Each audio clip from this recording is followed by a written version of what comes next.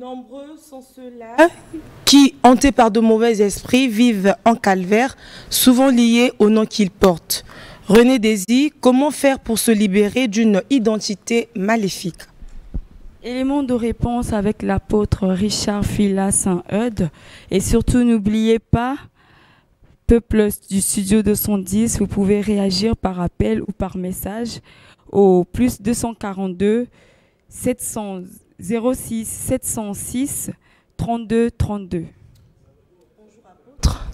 Comment allez-vous ce matin? Ça va. Nous poursuivons avec le thème du dimanche passé, et vous disiez que le nom d'une personne attribuée sans l'onction du Saint-Esprit peut constituer un obstacle ou des forteresses pour la vie de la personne. D'où viennent concrètement ces identités maléfiques dans la vie d'entière? Oui, je disais que tout peut dépendre de qui nomme, parce que nommer une personne, une chose, une famille, un quartier et autres, relève du domaine d'autorité, et l'autorité est sacrée. Alors, il y a des noms qui peuvent porter une malédiction, parce que le nom est comme un code, c'est un identifiant dans le monde spirituel, dans le monde social. On a parlé de l'identité spirituelle, de l'identité sociale, publique, artistique, numérique et autres.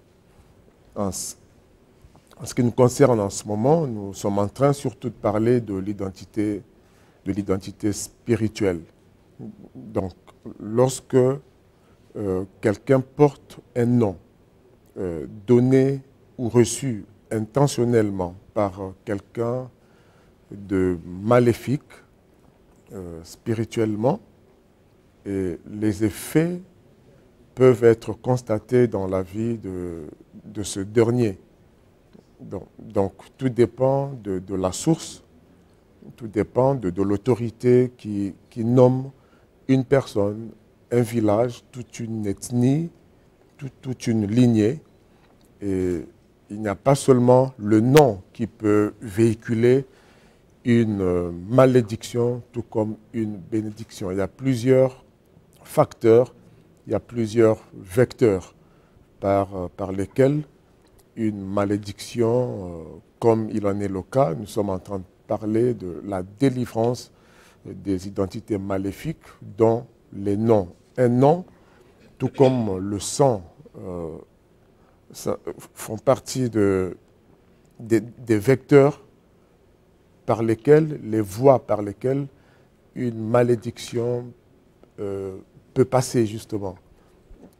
Alors, apôtre, Dieu est le maître des temps et des circonstances. Est-ce que passer par des situations difficiles signifierait forcément qu'on vit sous l'emprise d'une identité maléfique? Pas toujours. On peut passer par des moments, des périodes, des lieux difficiles, des situations difficiles, juste par la volonté de Dieu aussi.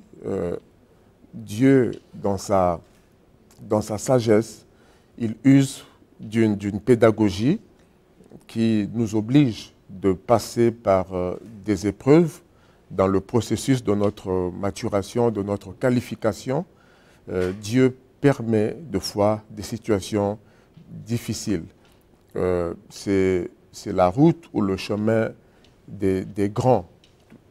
Donc on ne peut pas s'en dérober, on ne peut pas prendre des raccourcis. Ceux qui ont voulu contourner certaines voies voulues de Dieu ont fini par le regretter. Donc toutes les situations difficiles ne veulent pas dire simplement malédiction. Mais quand ce n'est pas justifié, quand c'est récurrent, quand ça revient tout le temps et qu'il n'y a aucune raison, en ce moment-là, il faut se poser des questions. Ou si ça obéit, c'est assujetti à une situation familiale assez récurrente, et vous vous posez des questions. En ce moment, il y a des symptômes qui indiquent la malédiction. Peuple du studio 210, je rappelle que vous pouvez toutefois réagir au plus 242 06 706 32 32. Alors, apôtre, dites-nous donc comment se libérer d'une identité maléfique. C'est simple. Toute délivrance, toute libération, à tous les niveaux, toute mutation, lorsqu'on veut changer de situation, ça doit commencer par un diagnostic, un constat. Donc, lorsque vous reconnaissez en vous ou en quelqu'un d'autre qu'une situation est d'origine maléfique ou spirituelle, c'est déjà un premier pas, le constat, le diagnostic. Parce que même Jésus, dans la Bible, ne pouvait libérer, guérir que les personnes qui reconnaissaient leur situation et deuxièmement, qui exprimaient le besoin à Dieu et qui obéissaient à la parole de Dieu.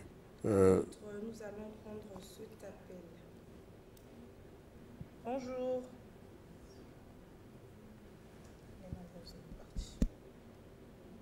Donc, vous venez de dire tout à l'heure que Dieu ne pouvait que guérir. Allô? Vous êtes en direct. Bonjour, madame. Bonjour. Votre question, s'il vous plaît. Une question que j'allais m'adresser directement à l'apôtre. Allez-y, s'il vous plaît.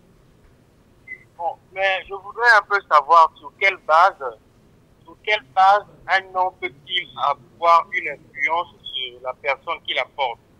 Sur quelle base, en fait? Sur quelle base? Sur quelle base un homme peut-il avoir une influence sur la personne qui la porte?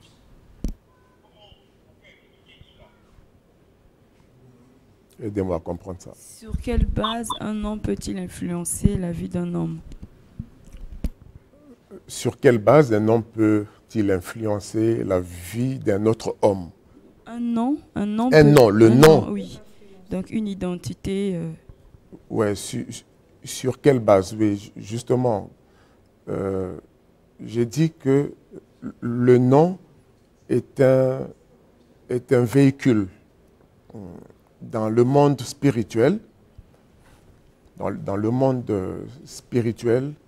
le nom n'est pas simple. Ce n'est pas juste une appellation pour faire la différence entre deux personnes. Il y a une dimension, il y a une valeur sociale du nom, il y a une valeur ontologique, l'essence même d'un nom, son origine, son naissance et tout son sens. Pour certains, le nom est naturel, c'est juste pour vous différencier. Mais nous parlons des cas spirituels, auquel cas un nom peut influencer. C'est lorsque ce nom a une origine maléfique ou vient de quelqu'un de maléfique, ou lorsque intentionnellement on a donné un nom à quelqu'un, même deux fois volontairement. Excusez-moi, il y a des personnes qui portent le nom de Mampassi, qui veut dire malheur, souffrance. Okay? Ce n'est pas absolu, mais lorsque vous êtes dans un environnement déjà maléfique, où il y a des sorciers, il y a des mauvais esprits, oui, ça attire et vous êtes exposé, il y a de la récupération et votre vie peut incarner la signification du nom que vous portez. Bonjour. Vous êtes en direct. Votre question, s'il vous plaît. La question que je pose là, que je suis le pasteur du peuple de Pointe-Noire. Votre question, s'il vous plaît. Oui, j'ai dit ce nom. Moi, je pose la question. Comment se fait-il que il y a les noms, on donne aux enfants, par exemple le Samuel, les Pierre, les Samuel, surtout le nom Samuel, qui est beaucoup répondu aux enfants. Mais en nature de la personne, le nom ne reflète pas le comportement de l'enfant. La question juste aujourd'hui, je me pose toujours ça. Mais comment les noms portent avant Samuel, Nathan, Pierre, tout ça, mais l'influence du comportement de l'enfant, ça ne reflète pas. Moi, je trouve un peu ambigu là. Mais pourquoi, comment se fait-il que l'enfant s'appelle Samuel, mais le comportement de l'enfant est très compliqué? C'est ma question. Merci beaucoup. Bien, il y a plusieurs facteurs. Le nom peut être un vecteur lorsque plusieurs facteurs entrent en jeu. Ce n'est pas automatique et absolument comme ça dès que vous avez nommé. Et puis, il y a l'autorité spirituelle de la personne qui donne un nom. Et puis, ça ne suffit pas. Il faut un accompagnement, il faut un environnement. Okay? Lorsque je nomme ou je renomme des noms, une action, une personne, etc., ça ne suffit pas. Je dois garder l'autorité sur la personne, je dois accompagner. Ça, c'est dans le sens prophétique, dans le sens bénéfique, spirituellement parlant. Maintenant, du point de vue malheur, bon, sa question, c'est le vœu qu'on exprime lorsque on nomme un enfant, on lui donne un nom, Samuel, on espère qu'il sera consacré peut-être comme Samuel, mais cela n'arrive pas. Et donc il faut identifier tous les autres facteurs qui peuvent contribuer à l'accomplissement, à la réalisation, à la cristallisation du vœu qu'on a eu en nommant un enfant. Il ne suffit pas de nommer, mais il faut spirituellement garder le regard, le cap. Il y a des éléments qui doivent être observés pour que le nom soit réellement dignement porté et incarné. Lorsque vous donnez juste un nom et que spirituellement vous ne marchez pas avec Dieu, vous n'aidez pas l'enfant à connaître les voies de Dieu. Vous ne connaissez pas le protocole d'accomplissement du plan de Dieu dans la vie de l'enfant. Apôtre, nous allons prendre cet appel. Bonjour. Bonjour. Votre question, s'il vous plaît, vous êtes en direct. Alors, moi, je voudrais juste faire un constat. Je pense que le pasteur devrait être constant. Il expose sur les incidences des noms sur les enfants, enfin sur les personnes. D'un côté, il dit que les noms à connotation négative influencent négativement sur les enfants. Les noms à connotation positive n'influencent pas forcément aussi sur les enfants. Il faudrait qu'ils soient constants, à mon avis. Ou qu'ils disent que ce qui influence, ce qui a la conséquence, ce n'est pas le nom, mais c'est plutôt l'intention derrière, ou encore l'environnement, ou il dit carrément que ça n'a pas d'incidence. Quand il s'agit des noms des gens de la Bible, ils pensent que ce n'est pas forcément parce qu'un enfant s'appelle Emmanuel ou je sais pas que sais-je encore comme Samuel, que forcément l'incidence positive y est. Mais quand il s'agit des noms négatifs comme les Mapassi, comme il a cité, il pense qu'il y a l'incidence négative. Alors je pense qu'il faut qu'il soit conscient. Il faut qu'il sache ce qu'il doit dire. Merci. Je vous remercie. Je sais très bien ce que je suis en train de dire. J'ai parlé autrefois de la relativité. Rien n'est absolu. Ce ne sont pas tous les Mampassi qui vivent les souffrances. J'ai dit que ça dépend de l'environnement. Tous les gens qui portent des mots à connotation comme ça maléfique ne vivent pas tous sous la malédiction. Non, il y a une relativité. Je dis que si malheureusement, il y a même des Samuel, il y a même des Paul, il y a même des Pierre qui sont sous des malédictions. Donc le bon nom ou prénom qu'on leur a donné n'aura pas suffi. Donc tout est relatif. Bonjour. Comment allez-vous? Vous êtes en direct, s'il vous plaît. Votre question. Oui, je suis Pierre Pambungoma. Je suis au Gabon. Votre question, s'il Non. vous plaît. On vous écoute. Et la question, oui, d'accord, merci. C'était pour répondre au pasteur que nous sommes d'abord des Bantous. Les Bantous parlent de descendance.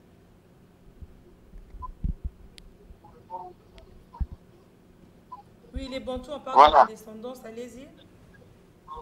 Voilà, les Bantous parlent de la descendance. C'est que quand, voilà, aujourd'hui, nous voyons que nos enfants vont avec d'autres cultures. Et si nous sommes divisés, veut dire qu'on a un enfant avec d'autres personnes qui ne sont pas dans la lignée de famille Bantou, comprenez déjà que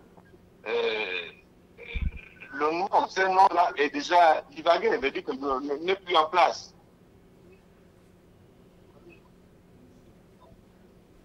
C'est bon, je pense que c'est juste un ajout. Bon, si c'est juste un ajout... Et, apôtre, s'il vous plaît, je suis curieuse de savoir. Prenons l'exemple d'une personne qui s'appellerait Mampassi, comme vous le dites, et que cette personne à la naissance, on a eu à lui prononcer des paroles de bénédiction. Donc il y a une influence positive sur l'enfant depuis la naissance. Est-ce que cette nomination pourra un jour, c'est-à-dire donner un enjeu négatif dans la vie de l'homme, de cette personne, ou encore ces paroles de bénédiction prononcées à la naissance qui vont plutôt influencer la nomination? Encore une fois, tout dépend non seulement de l'environnement, mais aussi de l'autorité de la personne qui donne ce nom. Si c'est une personne qui revêt sur elle une autorité divine, ça peut agir. Un simple vœu ne suffit pas, surtout devant certaines circonstances. Mais déjà, l'autorité... Certaines circonstances telles que... Bon, on peut se retrouver dans une situation vraiment maléfique ou dans un temps difficile spirituellement, dans un lieu maléfique. Le simple vœu ne suffira pas. Même dans un quartier, dans une circonstance, il y a des quartiers qui sont sous contrôle des esprits mauvais. Vous allez habiter là, vos enfants ne réussiront pas, vous risquez de divorcer à cause juste de l'environnement spirituel d'un quartier ou d'une parcelle. Donc, tout dépend de l'autorité de la personne, soit qui a nommé, ou de tous les facteurs qui ont accompagné la vie de la personne. Tous les combats spirituels ne se ressemblent pas. Tous les environnements spirituels ou les fronts de bataille ne se ressemblent pas. Il y a des situations, des lieux qui requièrent un peu plus d'autorité spirituelle.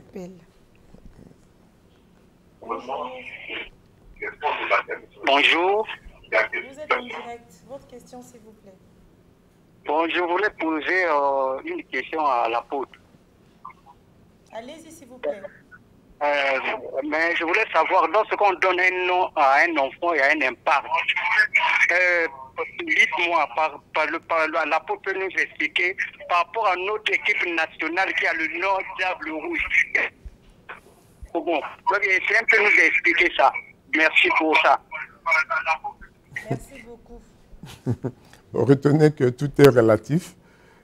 Okay? On peut ou pas changer de nom, mais nous n'avons pas caché notre vœu. Parce que plus d'une personne reconnaît qu'il y a un aspect ou des aspects spirituels autour de ça. Il y a aussi de la récupération spirituelle. Non seulement sur Diable Noir, sur une famille, sur un enfant et tout. Lorsque l'environnement spirituel comporte certains esprits qui peuvent récupérer la signification d'un nom, ils ne vont pas manquer l'occasion. Et effectivement, nous n'en savons pas grand-chose sur l'origine du nom des diables rouges ou diables noirs, même pourquoi pas. Mais tout ce que nous disons là, il faut relativiser. Il vaut mieux mettre les chances de son côté. Quand vous sentez qu'un nom commence à porter malheur, okay, il faut creuser, il faut faire recours aux hommes de Dieu, il faut réfléchir. Ça peut ou ne pas être ça, mais quand c'est récurrent, je pense qu'il faut chercher. Aller en consultation. Pourquoi pas? il faut rajouter à cela. Il faut réfléchir et changer de donne. Lorsqu'on prend par exemple l'apôtre Phila pour modèle, pour idole, dans sa vie professionnelle ou même dans sa vie du ministère religieux, est-ce qu'à ce moment-là, le fait de vouloir imiter ou être comme lui aurait aussi, d'une manière ou d'une autre, un impact négatif sur notre vie ou positivement même? Oui, nous avons, en matière d'identité, déjà rappelons que l'identité, de façon simple, c'est tout ce par quoi l'on peut vous reconnaître, on peut faire la différence entre vous et une autre personne. Tout ce par quoi on peut vous reconnaître, ça peut être votre nom, ça peut être votre activité professionnelle, religieuse, artistique. Il y a plusieurs composantes d'une identité. Lorsque, en tant que pasteur, le pasteur, c'est un personnage. Ça veut dire c'est une identité publique, identité sociale. Lorsque ma personne incarne bien mon personnage, mon identité publique, je deviens un modèle. Et en tant que modèle, je peux positivement influencer. Et heureusement que c'est le cas. Par la grâce de Dieu, nous influençons positivement beaucoup de personnes, bien que nous ne soyons pas parfaits. Donc, votre Apôtre, identité nous allons prendre cet appel. peut influencer. Allô? Bonjour. Vous êtes en direct. Votre question, c'est... Oui. Allô? Oui, vous êtes en direct, monsieur. Votre question, s'il vous plaît. D'accord. Merci beaucoup, l'apôtre.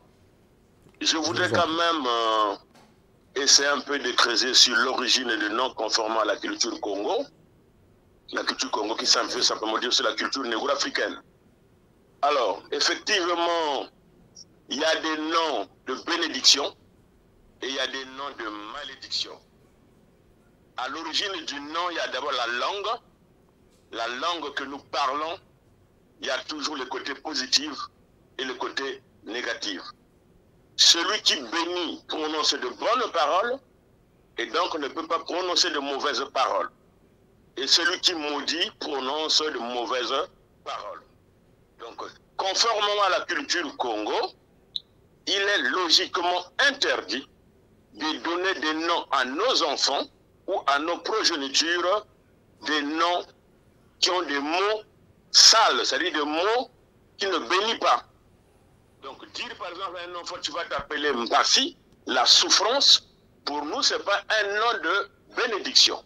Même si papa ou l'arrière-grand-parent s'appelait Mbassi, le papa qui a donné naissance à ton enfant est libre de ne pas donner le nom de Mbassi.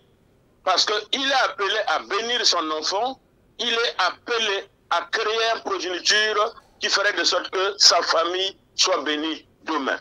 Donc, ça rejoint un peu votre discours. Il est toujours interdit de donner des noms qui ont connotation à la malédiction, mais il est béni de donner des noms qui ont connotation à la bénédiction. Voilà. Merci. Dans votre speech. Apôtre, pour ajouter à cela, nous sommes dans une société patriarcat. Est-ce que le fait que le grand-parent a porté le nom Passi, on pourrait brusquement le changer pour des prochains peut-être enfants? Est-ce que ce serait possible? Oui, pourquoi pas. Et ce serait aussi votre mot de faire. Il y a une démarche pour ça, même du point de vue administratif et tout ça, juridique. Si vous sentez qu'il faut changer de nom, pourquoi pas le faire? Mampassi, malheureusement, ce n'est pas un bon nom. Mais vous êtes Mampassi, ne croyez pas absolument que vous êtes maudit pour autant. Tout dépend aussi, comme dit la Bible, des temps et des circonstances. Donc j'ai ajouté de l'environnement. Ça peut ou ne pas être ça. Mais nous avons remarqué simplement autant un nom que d'autres vecteurs de malédiction ont réellement de l'effet. C'est pourquoi nous avons pensé à ce sous-thème, comment se libérer des identités maléfiques. Il y a plusieurs identités maléfiques pour chuter. On s'est attardé sur le nom. Mais il n'y a pas seulement le nom. En termes d'identité publique, vous pouvez porter une identité selon votre situation, un handicap, un phénomène récurrent dans votre famille. La stérilité, c'est une identité, ce par lequel on vous reconnaît. Si vous êtes voleur, c'est une identité. Si vous êtes sorcier, c'est une identité. Ce par quoi on vous reconnaît dans vos actes, dans votre situation.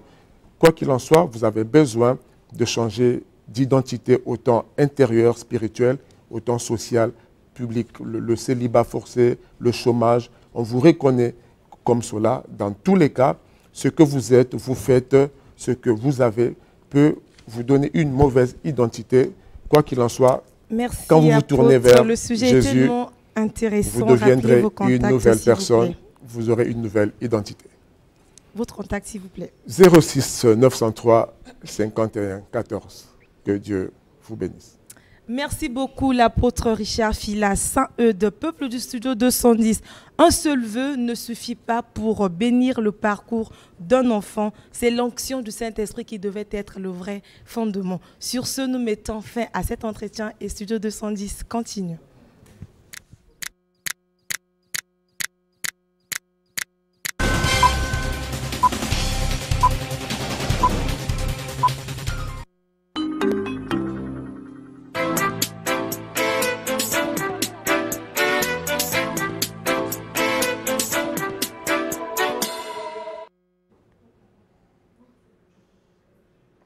Bonjour et bon dimanche dans vos foyers. Voilà, ça fait quelques semaines qu'on ne s'est pas retrouvés. Aujourd'hui, on ne parle pas de piqûre d'histoire, mais plutôt de livre du jour. Je vous le présente, Les Nodules de l'âme. C'est un livre qui n'est pas épais, mais qui est passionnant à lire. C'est un recueil de poèmes de 119 pages. Je parle des textes. Les textes font 119 pages. Le livre est divisé en 6 parties et il y a 52 poèmes. L'auteur du livre, alors je ne sais pas si vous voyez le nom, c'est un peu petit, Eustache Marius Otieli, huissier de justice, citoyen du Congo. Et quand j'ai lu ce recueil de poèmes de bout en bout, j'ai pensé à un de nos doyens dans la littérature, Noël Kodiaramata, qui fait souvent la navette entre Paris et notre chère ville capitale, et qui nous a dit un jour, et qui nous a souvent dit et répété, dans le ventre de chaque mère du Congo, sur 3 enfants, il y a toujours un poète. Et ça se confirme encore en lisant ceci. Le Congolais adore la poésie, le Congolais aime la poésie, le Congolais pratique la poésie. Et la première impression que j'ai eue, c'est la propreté du livre. Vous savez, parfois on reçoit des livres qui sont truffés de fautes, truffés d'erreurs, erreurs de syntaxe, fautes d'orthographe, de grammaire. Et là, il y en a très peu. Et ça fait vraiment plaisir à lire. Et quand on lit, on se rend compte que l'auteur est un homme qui a une certaine culture, qui a une certaine érudition. Il choisit des mots.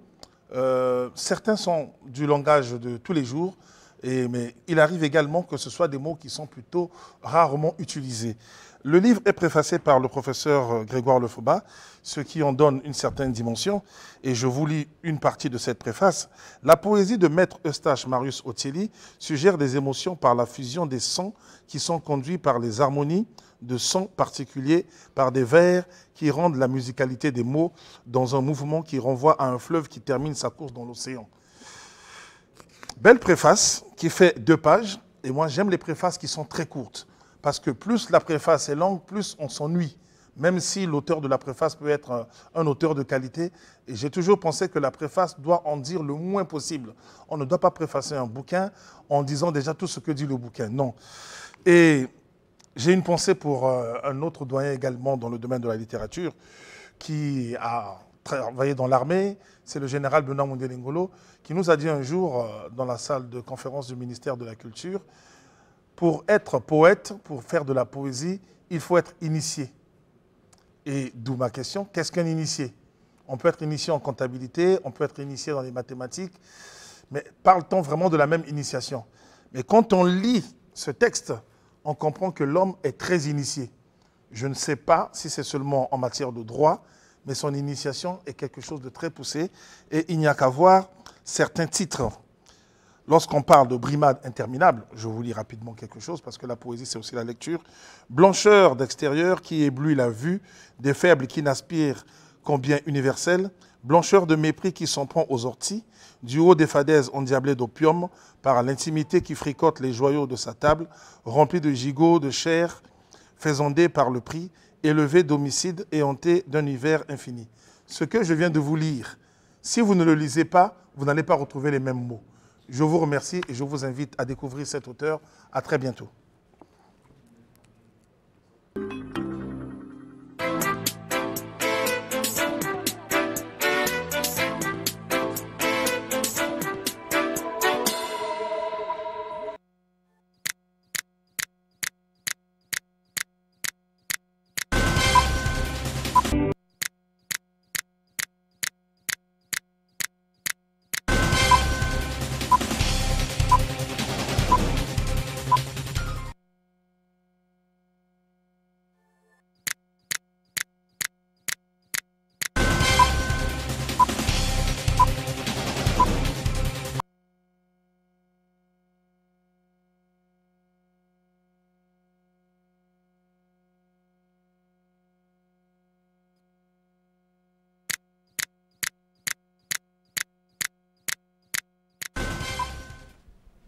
Très heureuse de vous retrouver ce matin, peuple du studio 210, pour parler de la cardiomégalie, encore appelée gros cœur, avec Auguste Balandamio, spécialiste de la médecine africaine, qui n'est plus à présenter.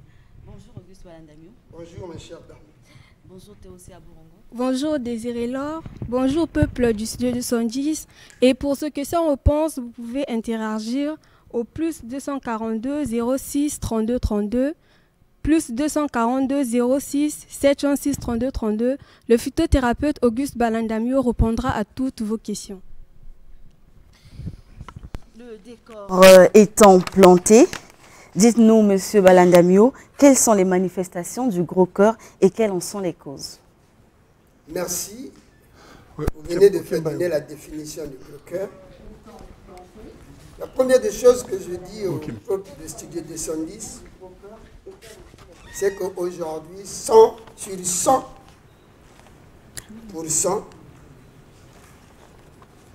de la population, il y a 60% qui détient au moins un tensiomètre chez eux. Et que les Congolais qui ont le tensiomètre ne vérifient que la tension. Ils ne connaissent pas comment vérifier les pulses, ce qu'on appelle le rythme du battement du cœur.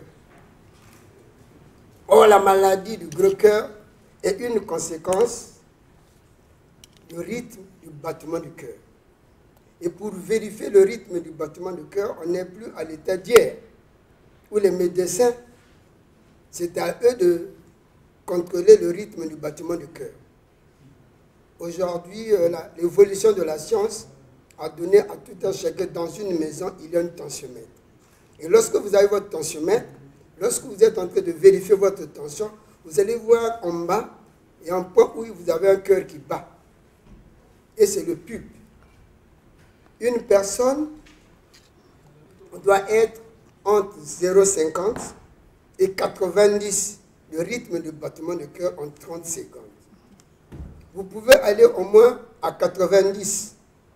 Mais lorsque vous arrivez déjà à dépasser 100, vous avez déjà un problème sur le tachycardie, sur le rythme cardiaque. Et lorsque votre rythme cardiaque est souvent accéléré, il y a également le retour au niveau du gros cœur, au niveau du cœur, et le cœur également reçoit le choc. Et c'est ce choc-là demain qui va vous amener à cette pathologie du gros cœur. Monsieur Balandamio, est-ce que les maux d'estomac à répétition peuvent provoquer le gros cœur? Non, les maux de l'estomac à répétition ne peuvent pas n'amènent pas au gros cœur, mais il y a une réaction qui prend peut-être une confusion. Parce que la personne qui a un problème d'estomac a un étouffement au niveau respiratoire, parce qu'il y a la gastrique qui crée cet incident au niveau de la respiration. Mais qui est différent du tachycardie. Le tachycardie, c'est le rythme accéléré du cœur.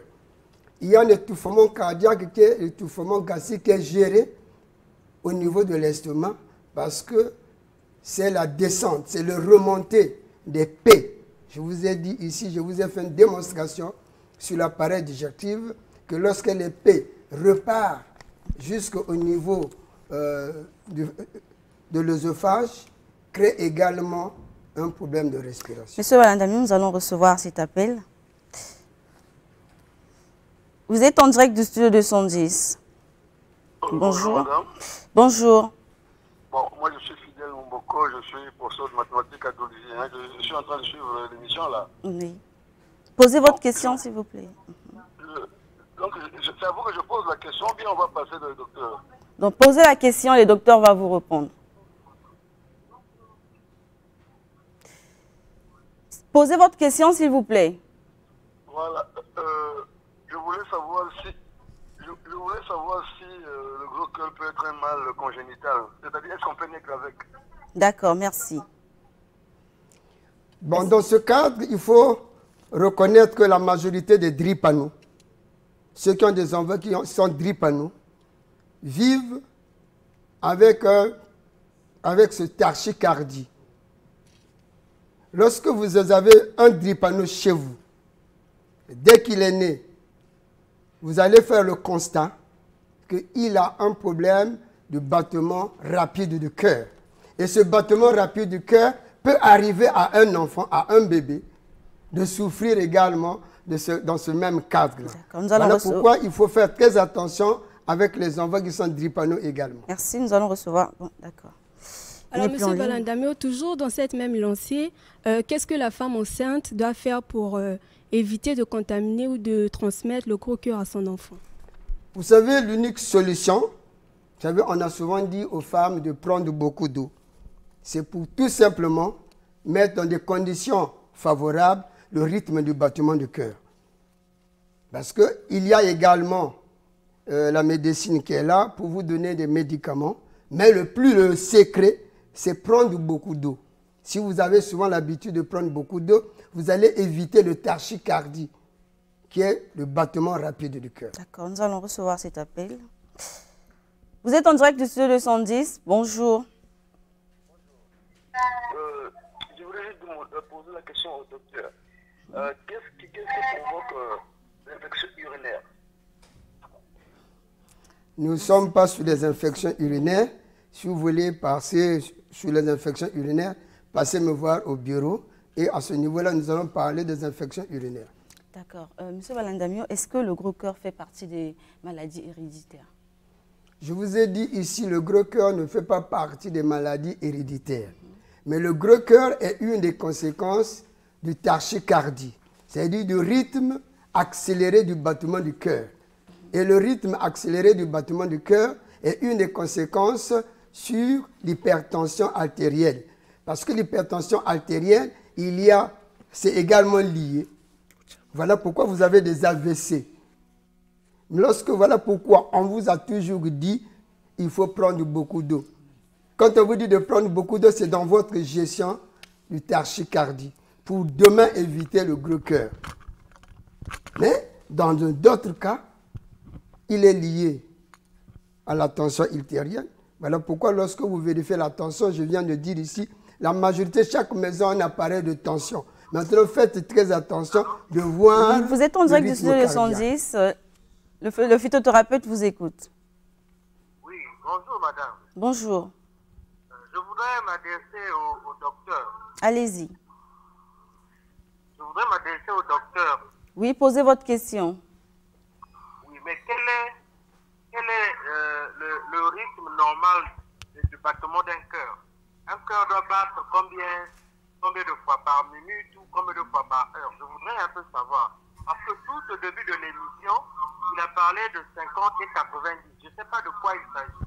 Il s'agit de 50 battements par minute ou je voudrais en fait avoir un peu d'éclaircissement. Merci. En 30 secondes, le cœur doit battre entre 50 à 80 fois. C'est en 30 secondes. Si en 30 secondes, votre corps commence à battre 100 fois, dites-vous déjà que vous avez un problème sur le battement rapide du cœur qu'on appelle le tachycardie. Et les conséquences de tachycardie, C'est ce que nous sommes en train de parler des maladies du gros cœur qui va vous arriver demain. Et quelles sont les maladies qui peuvent découler du gros cœur? C'est-à-dire, quelles sont les maladies que le gros cœur peut causer? Bien, mais le gros cœur peut vous poser les œdèmes. Tous ceux qui ont un problème des œdèmes. Et vous avez parfois les évolutions des pieds. Hein, les pieds, vous pouvez dire que vous souffrez de l'éléphantisme. Il y a un étouffement qui est là. Et il y a l'étouffement, il y a les œdèmes, il y a au niveau des membres inférieurs. Vous allez comprendre qu'à un moment donné, il y a des pieds qui sont en train de gonfler. Et vous allez également vous sentir que de temps en temps, vous sentez que vous n'êtes pas à l'aise. Donc la sensation de la malaise est souvent avec vous. Donc ces éléments, lorsque vous les sentez, c'est ce que vous pouvez vous retrouver dans le gros cœur. Bonjour. Vous êtes en direct du studio 210. Posez votre question, s'il vous plaît. Alors, Monsieur Balandamio, comme toutes les autres maladies, celle-ci a forcément des conséquences. Lesquelles? Oui, mais les conséquences, c'est ce que je viens de vous dire.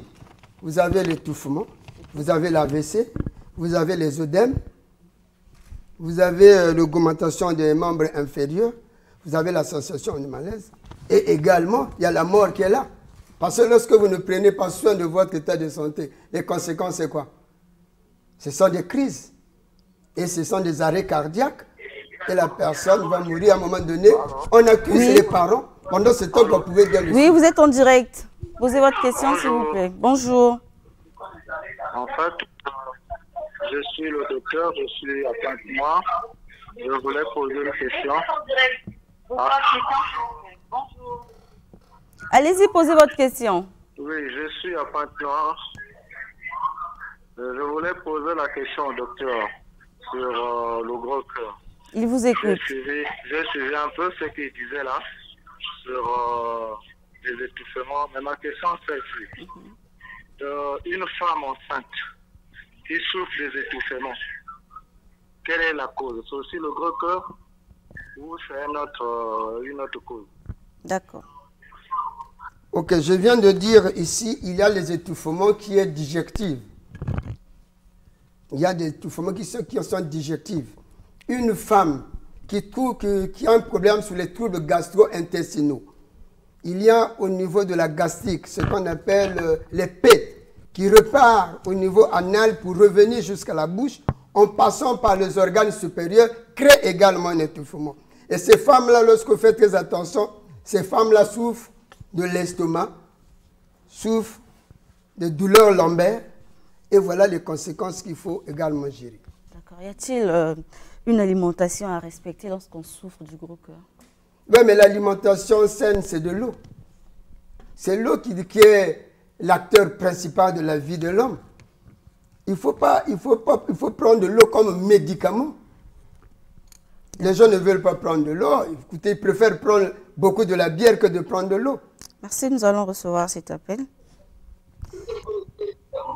Bonjour. Bonjour, vous êtes en direct. Posez votre question, s'il vous plaît. Oui. Allô, bonjour. Bonjour. Je voulais poser la question au docteur. D'accord, il vous écoute. Est-ce que les symptômes de l'étouffement,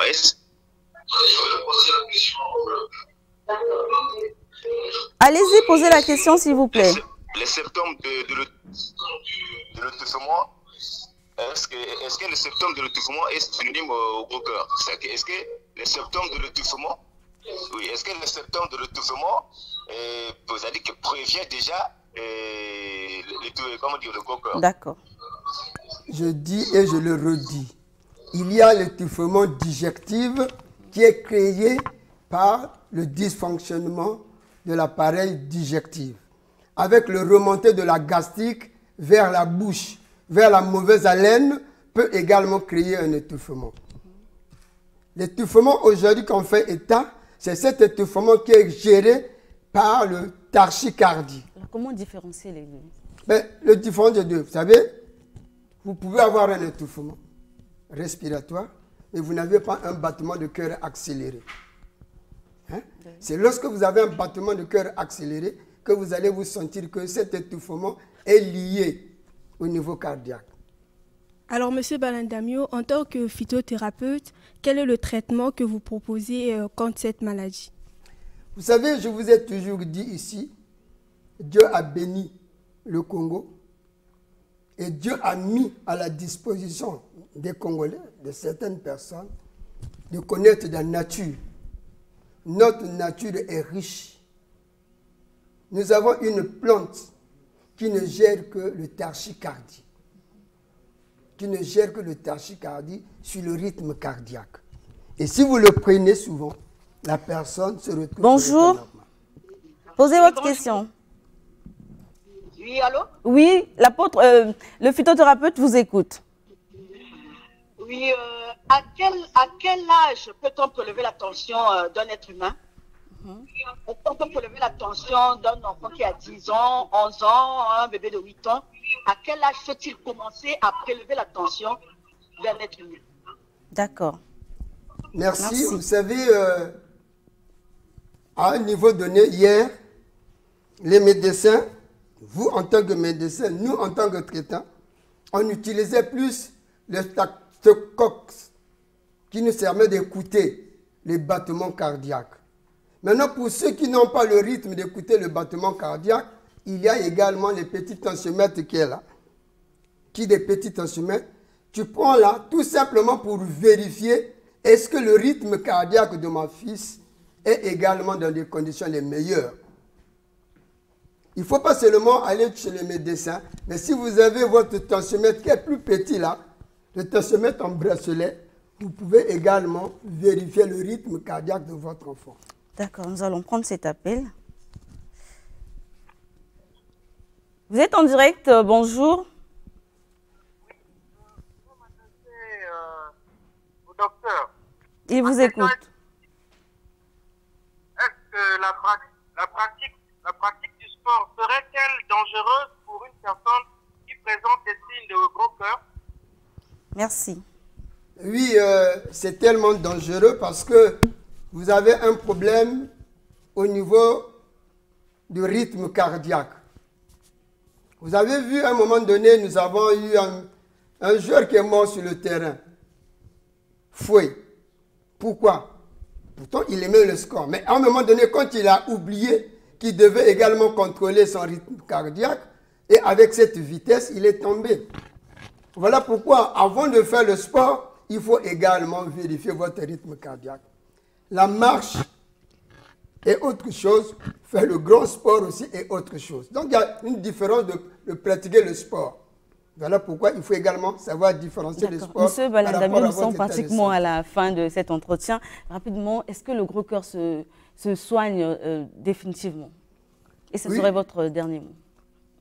Avec la médecine traditionnelle, si vous vous approchez auprès de moi, je vais vous donner des plantes naturelles qui ne gèrent que le gros cœur et qui ne gèrent que le tachycardie. C'est en traitant le tachycardie et également en associant les plantes de gros cœur, vous allez vous retrouver dans des conditions de normal. Au lieu d'aller vous faire en Allemagne, aux États-Unis, faire l'excursion, donner beaucoup d'argent aux autres alors qu'on peut se faire ici. D'accord, mais pour tous ceux qui veulent être en contact avec moi, pour ceux qui sont à Pointe-Noire, je suis à Siafoumou, à l'arrêt Lac, à Siafoumou, à l'arrêt Lac sur Pointe-Noire, Kulou.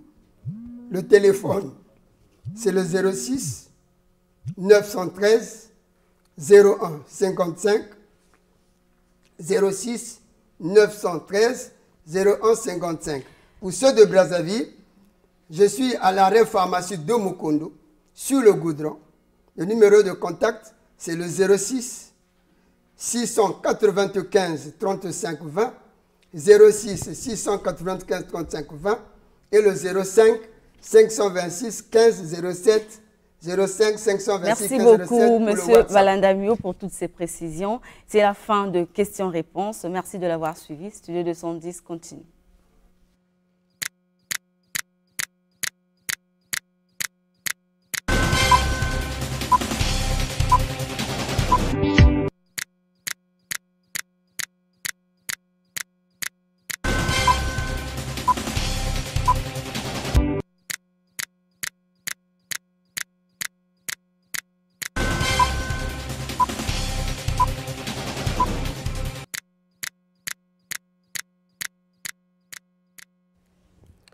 Mbote na bino balandi studio 210 toyambi na lisolo na biso papa Peya Ekibat oyo azali maître spirituel.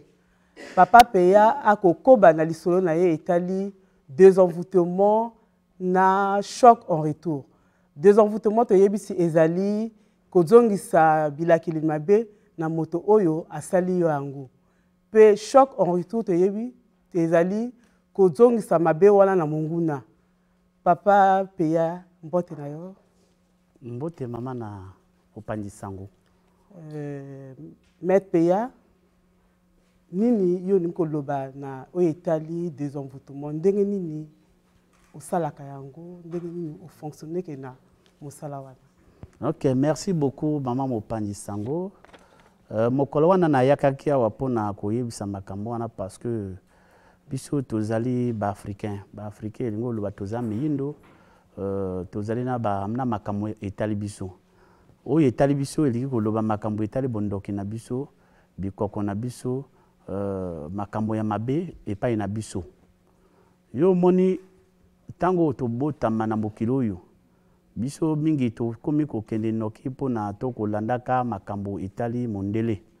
C'est pas que mondele aza mabe mais toza bato na bato oyo baza na bakoutume na bango, c'est-à-dire bikoko na bango bokoko na bango.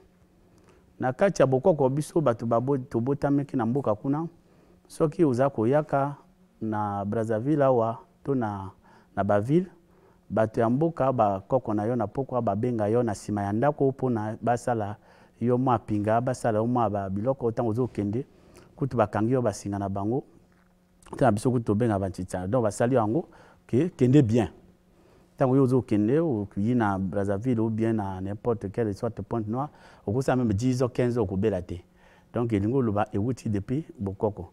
Maintenant lelo tobotama bato mingi bayebi lisusu culture wana te bakomi kaka bongo et puis bandoki pa komo loka bango.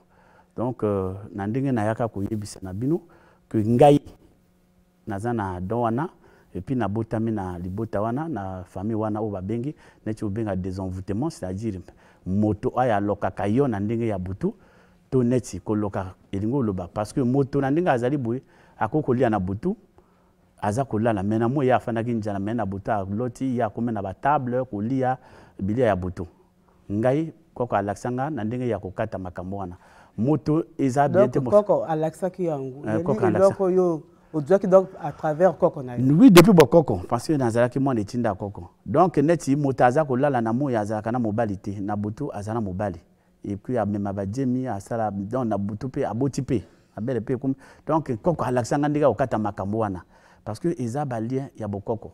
Maintenant tango yo moto aloti na butu asali accident il faut y baptiser amoni makila donc asali ça dit quoi Alexandre okata makambo ya butu wana.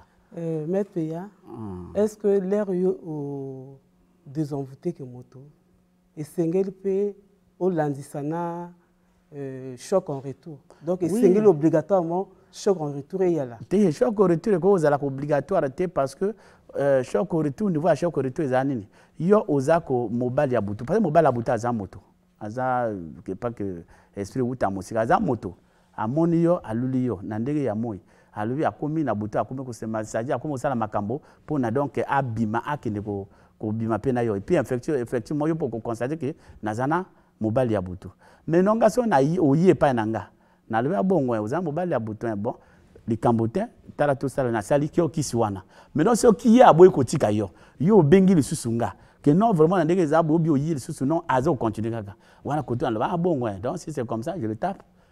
Donc maintenant ba ki sur sala ka ba ki ndenge ni bato ba tokolo ba parfois ba tisane oui parfois tokolo ba encens très bien tokolo donc ba bougie très bien question moko malamu parce que au moni tango zo benga maître c'est pas pour rien ça dit naza na maîtrise na biloko naza ko sala na lobi na yo na koli na koko na mboka ça dit moi netinda na koko akomi miso kufa nga na komi ko sala makamwa na ko ça dit na machwa na sonke na yeba Après, on a eu à Brazzaville, et puis on a une école initiatique. C'est-à-dire qu'on a étudié le bon sens, c'est-à-dire la magie. Malgré la magie.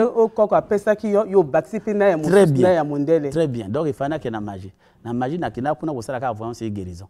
C'est-à-dire, il y a une moto, il y a un na ndenge ya mboka parce na loba bango bongo ngai ko avantage mingi parce ko ka initié nga na njobe plus de 4 à 5 fois donc ngana ko bana ko tanjo pona na yibate na boma moto ngana bana ko yibate ke ezaba initiation bongo so na wuti na yo non il faut que nga mais c'est quoi alors non il faut que parce que yo ndiro wuti ko simba bilo kuna et pour moi naza ko mona ngo mabete pe na boza ko mona pe bien te ozo mona alors que ezaki initiation. Maintenant, ce que parce que ce que le don a so choc au retour wana. Ce que vous avez kanandinga mundele. Na betu andinga bokoko. Ce que yaka nandinga bokoko. Na takle andinga mundele. C'est pour ça na zo loba no bongo. Donc est-ce que là yo sala ka bongo isinga ka mwa mibeko motato sa mibeko. Ah na linga ka mibeko te parce que koko nanga albaki mibeko e bomaka bato. Parce que na lobi na olianga ngai te yo so ke olinga ngai bosani et pandio moto et salini. Pour nanga bibeko vraiment izakaka bon motaja ngate parce que na ko lo bon to sali bolelo yo so zana mobali bo se séparer na lelo pour na to zana mosala mais wana déjà moi mobile mais na lobité wana so ke ko sala ngo lelo wana yo moko respecter mosala te pa na yo moko yebiki donc so ko sali bongo baby yo moko yebiko bimisa ki mbongo futa kinga so ke ke ko baby sa ke baloba ki lelo ça été wana yo moko respecter mosala te. Maintenant, traitement ngo ezwaka tango mokuse to molai. Traitement eza makambo ya spiritualité, eza na makambo ya spiritualité parce que au moni moto wana c'est pas kaza bébé. Est-ce que vous mona? Ndoko wana za bébé te, il faut aller négocier. Vous mona? Ce qui aza ko sala na ndenge son kayiba parce que eza na ba sorcellerie ou bazo lobaka sorcier aza na ye ayebite ni nazo sala. Hein, inconsciente. Mais alokaka. Maintenant il faut toujours dire que non, c'est que yozo sala tika. Ce qui maintenant, parce que il y a traitement, il y a par rapport à l'entretien, Maître Peya, Motunda Yasuka, après occuper sa numéro, est-ce que tango yuso, l'air yo salaka choc en retour, et c'est un capé, parfois, beaucoup de gens salama pe une à moto. Oh, impossible, parce que ça. Et ça, parce qu'au commencement, c'était la pensée. Et la pensée, c'est la parole est Dieu. Maintenant, yozo kanisa bongo. C'est pour ça que tango ya shoko retu pa nanga na zana pose otanga komba moto te. Parce que ba ndoki misusu ba latana ni ko elongi ya moto. Yozo mona bokil même na bwanga bozo mona kizaye. Alors que c'est pas lui.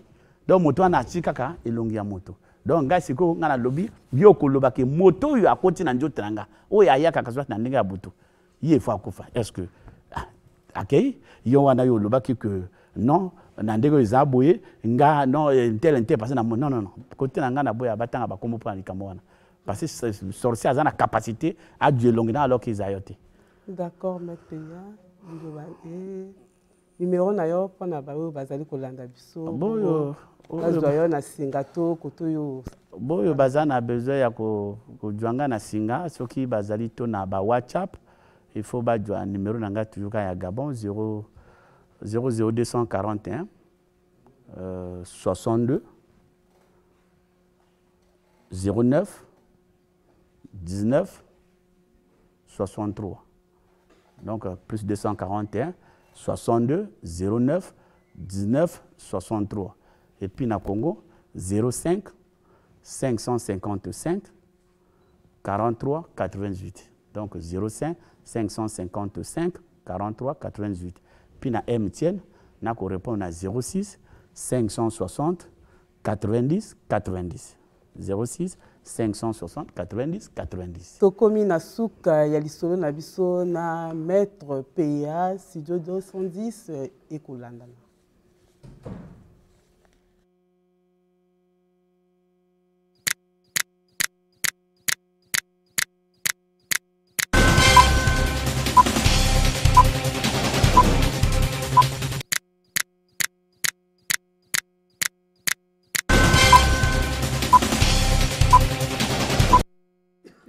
Nous y sommes avec Monsieur Branham Bonheur et nous vous l'avons annoncé sur nos réseaux sociaux. Le thème, c'est pourquoi Jésus a été maudit à la croix. C'est bien cela. Bonjour. Bonjour. Vous allez bien? Très bien, monsieur Diaz. Vous avez une pile de livres, Révélation des 7 sceaux, les 7 âges de l'Église. Là-bas, c'est la Sainte Bible, je pense. C'est bien, vous connaissez beaucoup de choses sur William Aaron Branham. Hein? Non, non, j'apprends ici. J'apprends avec vous. Alors, comment ça Jésus a été maudit à la croix? Lorsque vous le dites, c'est vrai, il y a des passages dans la Bible qui en parlent. Très bien. Mais aux yeux des chrétiens, de l'entendement des chrétiens, c'est un blasphème, c'est une abomination. Les gens ne supportent pas d'entendre cette phrase-là, d'écouter cette phrase. Est-ce que c'est moi qui a fait en sorte que Jésus-Christ soit maudit à la croix? Ce n'est pas moi qui ai écrit la Bible. Monsieur Diaz. Expliquez-nous ce que vous avez lu dans la Bible, justement. Voilà. Allez-y. L'histoire de la Bible, ce n'était pas écrite par moi, ni par William Mario Branham. Voilà, c'est ça le problème. Les chrétiens adorent Jésus-Christ, ils font sciemment de sa naissance et de sa mort. Moi, je crois qu'au sujet de sa naissance, nous avons tout conclu.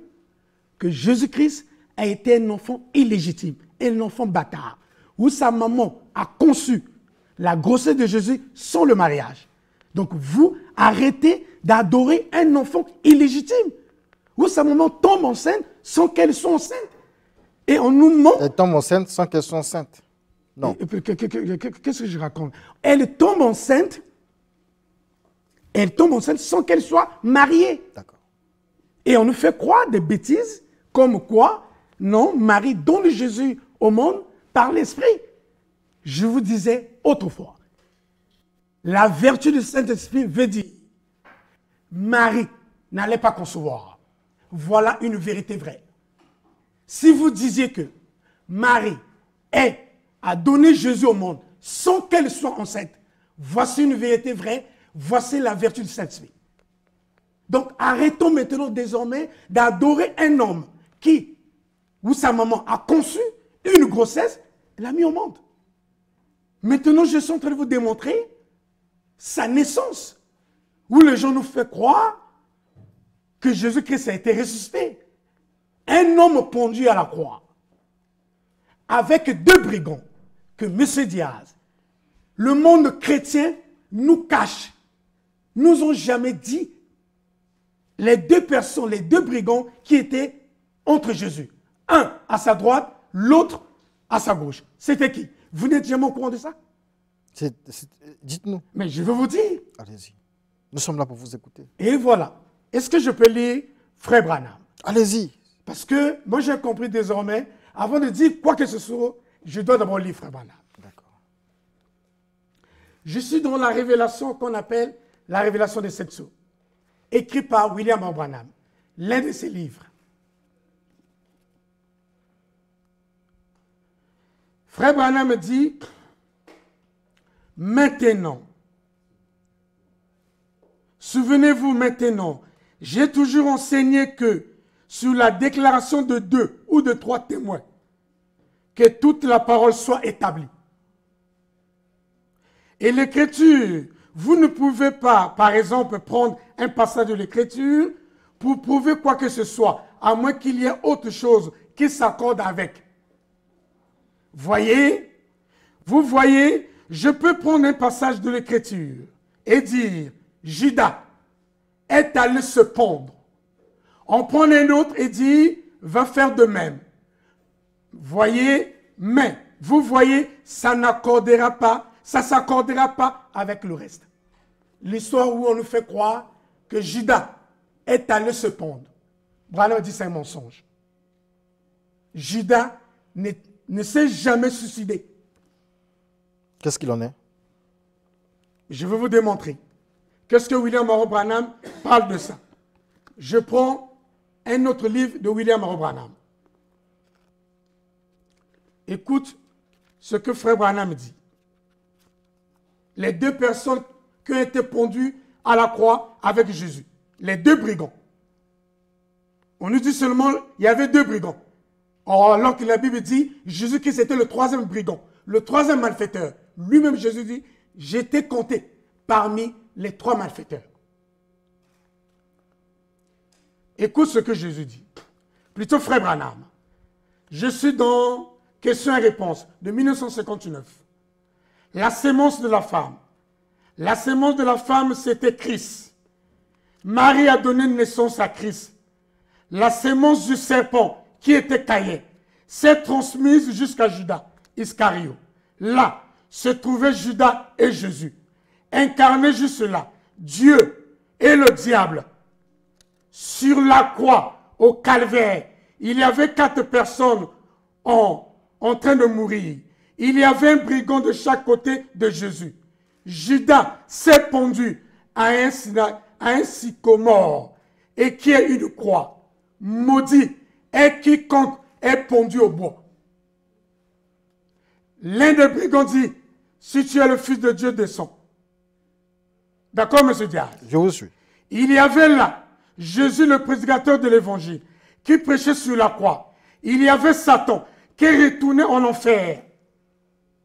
On a mené avec lui la sémence du serpent, l'incroyant.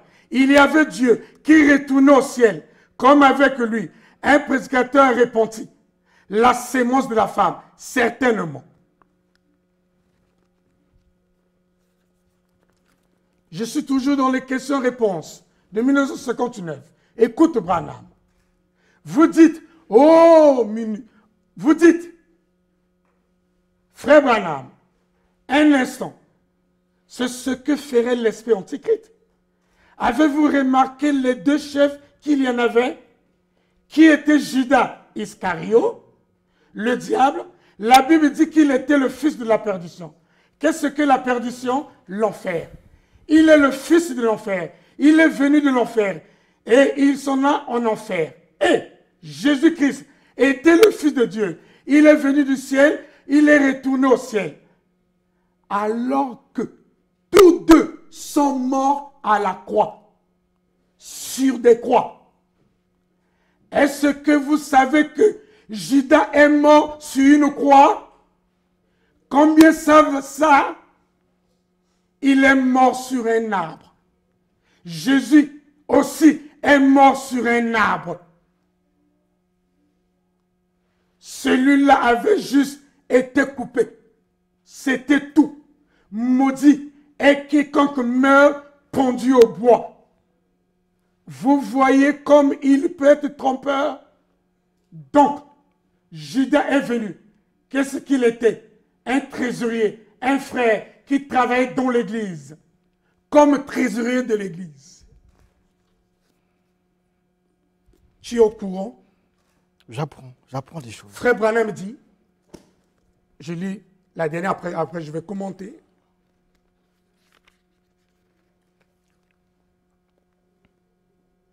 Je vais vous montrer ce que je suis que je suis efforcé d'enseigner tout au long de cet exposé au sujet de devines. Cette fois, prenons l'exemple de Jésus et Judas. Jésus était le Fils de Dieu. Judas le fils de perdition. Dieu entra en Jésus. Satan entra en Judas. Oh my. Jésus avait un ministère plein du Saint-Esprit. Vous savez comme Dieu a oint du Saint-Esprit et de force Jésus de Nazareth, qui allait de lieu en lieu, faisant du bien, guérissant tout ce qui était sous l'empire du diable. Judas, vous voyez, cet esprit qui était en Judas a poursuivi son chemin tout au long du ministère de Jésus. Puis, tous les 2 arrivèrent à la croix. Jésus fut pendu à la croix, de même avec Judas. Voilà, on ne vous a jamais dit. Les 2 brigands qui étaient avec Jésus à la croix, auxquels Jésus était humilié, laissé nu, au vu et au su de tout le monde, dépouillé, déshabillé par les Romains. Jésus-Christ à la croix. À droite, c'était Judas. À gauche, c'était Pierre. Que Jésus avait dit, l'un de vous va me livrer, l'un de vous va me trahir. Qui l'avait trahi? Judas. Qui avait dit ceci? Celui qui va me trahir, c'est celui qui met la main dans la même pâte que moi. L'autre qui va le nier, qui l'avait nié? Pierre. Pierre a nié Jésus à la croix.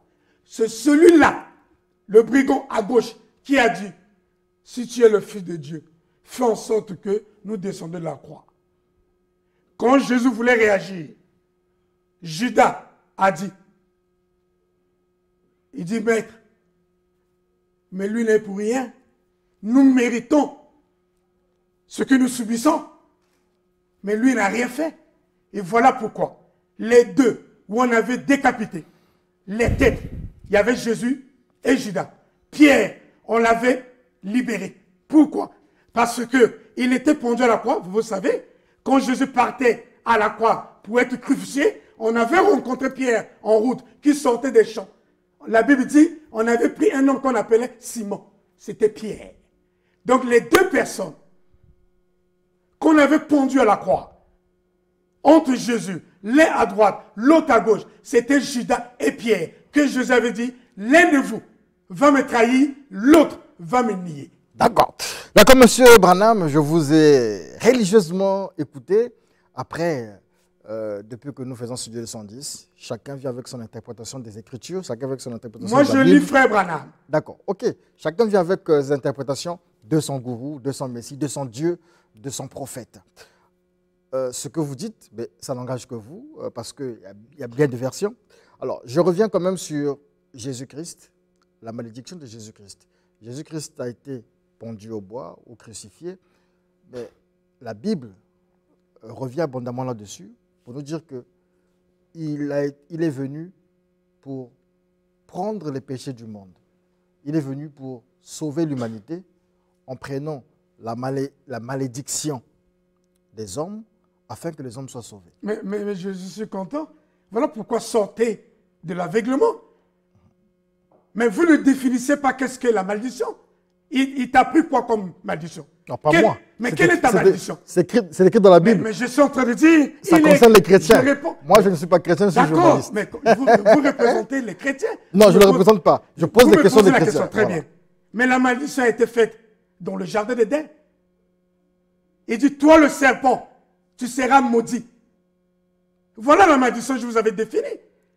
Un homme maudit, c'est un homme circoncis. Après, il est monté au ciel. Non, ne confondez pas les choses. Monsieur Dia, nous parlons des choses sérieuses. Nous parlons des choses sérieuses, justement. C'est vous qui dites. Parce que la Bible aussi dit qu'il est monté au ciel après. Mais je vais arriver. D'accord. C'est vous qui me posez la question, comme quoi que Jésus-Christ a été maudit à la croix parce qu'il a pris les malédictions des gens. Mais l'homme a été maudit dans le jardin d'Éden, que Frère Branham appelle l'Éden de Satan. Mais il a été maudit parce qu'il a été circoncis. Vous n'êtes plus circoncis. Jésus t'a enlevé la malédiction où? Jusqu'à aujourd'hui, tout le monde qui est là, les journalistes que vous êtes, mais vous êtes encore dans la circoncision. Ça, c'est un. Si Jésus-Christ, à la croix, a été maudit, a pris tes malédictions, ton abomination, mais tu ne dois plus être souillé avec ton épouse. Mais jusqu'à aujourd'hui, tu continues à te souiller avec ta femme dans le lit conjugal.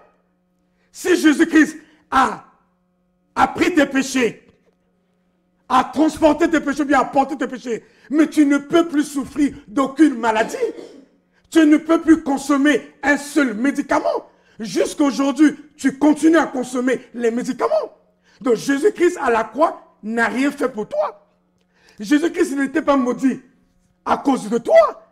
Jésus-Christ a été maudit à cause, il a commis, la Bible dit, chez les Juifs, maudit quiconque pendu à la croix.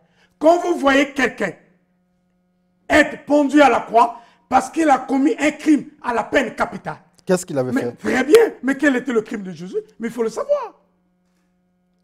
Mais qu'est-ce qui a fait une discussion entre Judas et Jésus? Mais je vous disais, Jésus et Judas sont les jumeaux.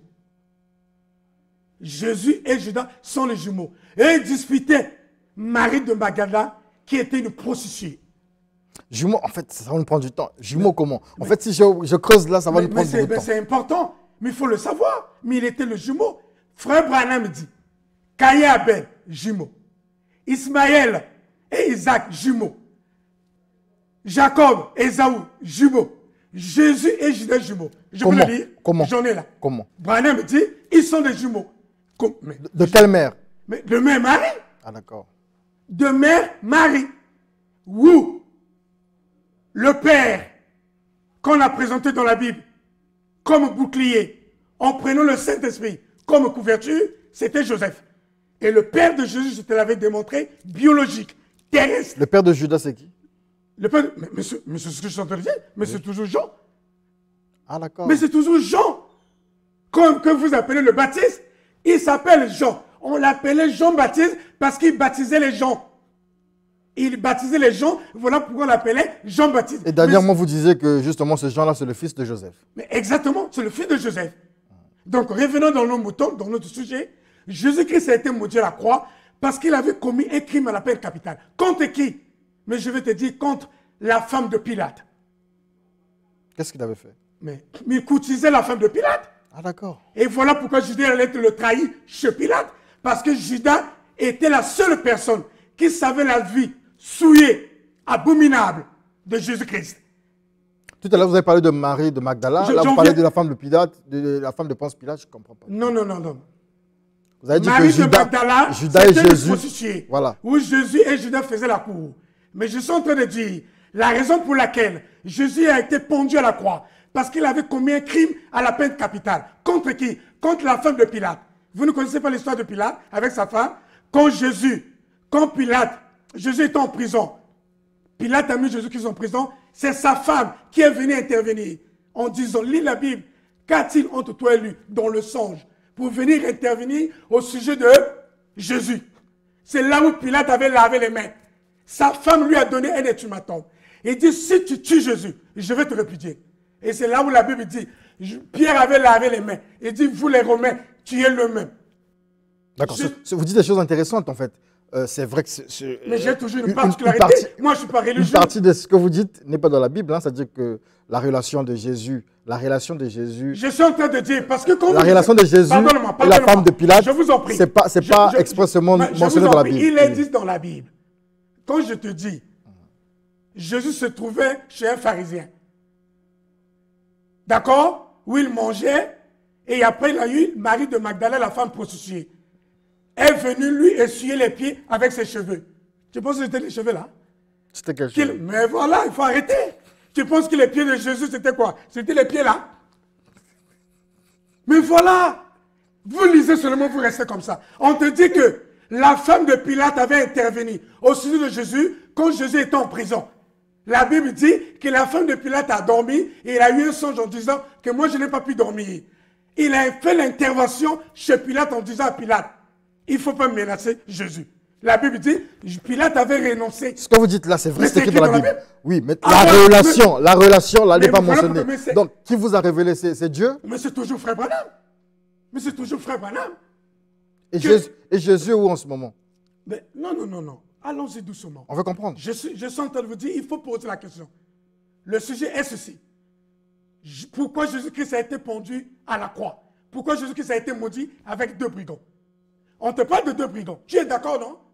Mais tu n'as jamais dit qui sont ces brigands. Vous avez expliqué ici, on vous a accusé. Pardon, tu n'as jamais accepté que Jésus était un brigand. Moi, je ne suis pas là pour accepter ou refuser. D'accord, moi quand je parle de vous, je ne m'adresse pas à vous. Je sais. m'adresse au monde religieux. On nous parle que Jésus-Christ était entre 2 brigands. Mais le monde ne veut pas dire, accepter que Jésus-Christ était le 3e brigand. 2, on n'a jamais dit qui sont ces 2 brigands. Branham dit, c'était Judas et Pierre. Je viens de lire Branham. Judas a été pendu à la croix avec Jésus. J'ai d'autres passages où Branham dit, avec Pierre, où la tête de Pierre était en bas. Ça, on vous le concède. Jésus, maudit à la croix. On vous le concède. D'accord. Mais il était maudit à la croix. Il est où en ce moment? Jésus en enfer. Je viens de lire. Mais qui est à la droite du Père? Mais Jésus a dit. Dans la Bible. Dans la Bible, il dit ceci. Voilà. Je suis le premier-né des morts. Quand il est mort, il est allé prêcher les âmes en prison. C'était en enfer. Là où il a rencontré les Abraham, les Jacob. Mais c'était en enfer. Mais quand Jésus raconte les paraboles de l'homme riche, l'histoire de l'homme riche et Lazare, mais c'est pas c'était qui? Mais l'ami de Lazare, c'était qui? Mais c'était Jésus. L'homme riche, c'était Jésus. Mais qui est à la droite du Père aujourd'hui? Mais c'est ce que je suis en train de dire. La droite du Père, il est allé où? Jésus a dit que je viens du Père, je repars au Père. D'accord? Mais il faut connaître le Père là. Mais qui était le Père de Jésus? Voilà. Je t'ai dit ceci. Jésus avait le Père terrestre, qui est Jean-Baptiste, et Jésus avait le Père céleste. Quand Jésus sort du baptême, la Bible dit, il a été initié par le diable qui l'amène au désert. Je crois que même la prochaine émission, nous allons démontrer qui est Lucifer, comment il est descendu sur la terre. Aujourd'hui, je suis en train de marteler en disant, honte à vous, que Jésus-Christ a transporté vos péchés, a porté vos péchés, les malédictions. Aujourd'hui, vous êtes encore maudits. Vous portez la circoncision dans vos jambes, vous vous souillez avec votre femme dans le lit, alors que le lit conjugal doit être exempté de la souillure. Hébreux 13, verset 4. Et voilà. Donc Jésus n'a rien fait pour toi. Si Jésus-Christ t'a sauvé à la croix, a porté tes péchés, ça veut dire, Monsieur Diable ne peut plus se souiller avec sa femme, ne peut plus être circoncis, Monsieur Diable ne peut plus être malade, ne peut plus consommer les médicaments. Voilà Jésus-Christ maudit à la croix. La preuve, les chrétiens sont là. Ils sont toujours malades. Moi, je suis les émissions. Les gens parlent de la spiritualité, mais c'est du spiritisme. Ce sont des spirites. Il n'y a aucune spiritualité. Alors, un homme spirituel, c'est celui qui vit la métaphysique. C'est-à-dire, il domine la chair. J'ai une dernière question à vous poser. Qui viendra juger les hommes? Qui viendra? Juger les hommes comme c'est écrit dans la Bible. Mais tu penses que ton jugement, il y aura quelqu'un qui viendra sur une terre quelque part? Ça se fera comment? Mais ton jugement se passe tous les jours. C'est à partir de maintenant, améliore ta vie. Vis la chasteté, la sainteté et la pureté. Quand j'entends les gens parler... Le jugement dernier dont on parle. Mais il n'y a pas de jugement dernier. D'accord. Ton jugement dernier, c'est ton dernier souffle. Comment on appelle ça? Souffle. C'est ton dernier souffle. D'accord. On parle aujourd'hui du Créateur, le Créateur de l'univers. Le Dieu aujourd'hui, vous nous avez révélé ici que c'est William Branham. Est-ce que... Branham n'est pas Dieu. Branham est plus que Dieu. Les Juifs ont leur Dieu, les musulmans leur Dieu. Le Créateur de l'univers, il est où? De l'ancien monde et du nouveau monde. Il est où en ce moment? Mais Branham est dans l'éternité. Là où dans la Bible, on nous parle du royaume de Dieu. Il est dans le royaume de Dieu. Le royaume de Dieu, quand Jésus a parlé avec un brigand, il a dit à un lait de brigand, je veux te faire rentrer dans le paradis. Mais c'était l'enfer. Mais c'était Judas qui a été décapité. Le même jour avec Jésus, c'était Judas. Ils sont partis en enfer. Branham dit, l'un est allé en enfer, l'autre est allé au ciel. Quand on vous parle, le ciel, le paradis, mais c'est l'enfer. Jésus et tout le monde sont en enfer, pardonne-moi. Mais Jean, le père biologique de Jésus, a dit ça dans Apocalypse chapitre 5, verset 1 à 5, que personne ne fut trouvé digne au ciel. Au ciel, il n'y a que des impudiques, des menteurs, des tueurs, tout le monde. Au ciel, personne n'est digne. Le ciel, c'est l'enfer. Le ciel, c'est l'enfer. Le ciel, c'est l'enfer. Donc, monsieur Diaz, moi, quand je prie, je ne prie pas pour aller au ciel. Vous priez pour aller où? Le ciel, c'est le temps et l'espace. Ça Vous priez pour aller où? Moi, je prie pour aller en éternité. Là où il n'y a ni commencement, ni fin. Alors, qui on peut trouver en éternité là-bas? Mais il n'y a que le créateur de l'univers que j'appelle William Branham, qui avait créé l'ancien monde, avec 3 continents, l'Afrique, l'Europe et l'Asie, et le nouveau monde, qu'on appelle l'Amérique. Il est seul là-bas? William Branham, mais tout ce qui meurt sans péché, tout ce qui meurt sans une maladie, monsieur Diaz. Médaille là-bas. Monsieur Diaz, vous vous rendez compte les gens qui meurent et qui vont en enfer? Quand tu meurs avec une maladie, quand tu meurs avec la circoncision, quand tu meurs avec dans la souillure, tout ce monde-là sont au ciel, sont en enfer. Là où Jean avait pleuré avec des larmes. Il dit, personne ne fut trouvé digne au ciel. Et on nous dit que non, il y a eu le lion de la tribu de Judas. Il est de quelle tribu? Jésus. De la tribu de Judas. Mais c'est la lignée de Jacob, c'est la lignée d'Israël. Nous sommes à la fin. Moi, je veux être clair. En fait, nous sommes à la fin. En éternité.